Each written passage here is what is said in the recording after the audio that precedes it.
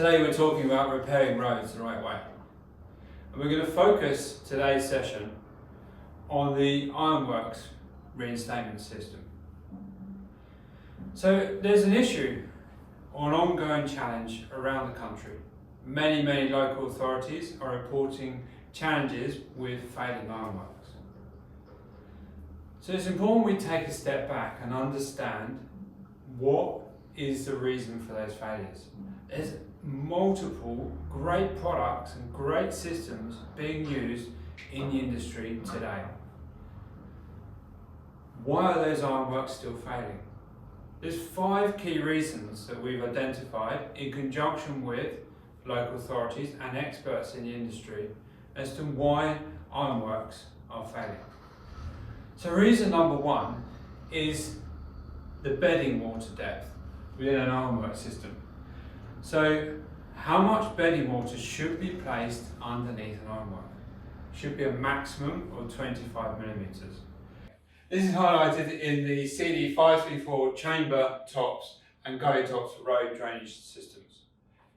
So that's what's happening when you have too much bedding water is you've got the bedding water systems are designed to reach a certain compressive strength. When you bulk that up too high, it becomes weaker. So then you start to get substance and the IRONWORK will start to drop. Point number 2 is where you're using alternative products to prop typically the corners of the IRONWORKS. A very common practice, you might prop up the corner of the IRONWORKS, maybe with part of a brick or a piece of wood, and you put it in, place it in dry. And then you try and press the bedding water in underneath the frame. The scenario, the situation is, in reality, if you were to lift that frame when you've applied the bedding water in that way, you have voids underneath the IRONWORK. Therefore, it's critical that there's no alternative materials used within the IRONWORK bedding water system. And the benchmark, or the reality is, if you come back to the correct bedding depth, that removes the requirements to prop up the corners at the outset. Point number 3 is where the IRONWORKS need to be set at the right level. So you've got the carriageway level and then you've got the IRONWORKS level. It's important that they are level, they are in the same plane, certainly within a few millimeters. Or if you have to lift the IRONWORK due to situations underground, then you ramp or chamfer the carriageway over a period rather than having a sudden step as you come into the IRONWORK. So whether the IRONWORK is too high or too low has an impact on the longevity of that IRONWORK system. If it's too high, you're going to get the impact of the tyres hitting on the corner of the IRONWORK rim. If it's too low, you get the tyres of vehicles dropping down to the IRONWORK cover, again causing impacts and shock waves going down through the system. So point number 5 is the backfill system, which surrounds the IRONWORK after you've done the bedding.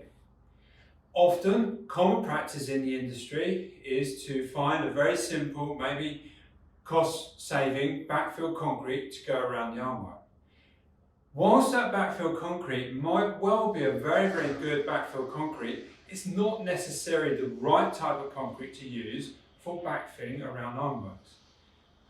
Backfill concrete around IRONWORKS needs to achieve a minimum of 20 newtons per millimetre squared compressive strength before it's open to traffic.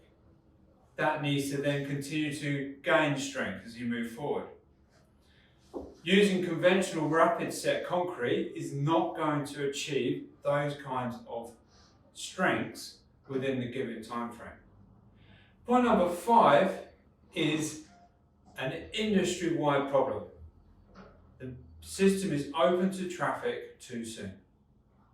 One of the key reasons that this is a challenge within the industry is the installers are under pressure to deliver maybe up to 4 different IRONWORKS within a single shift.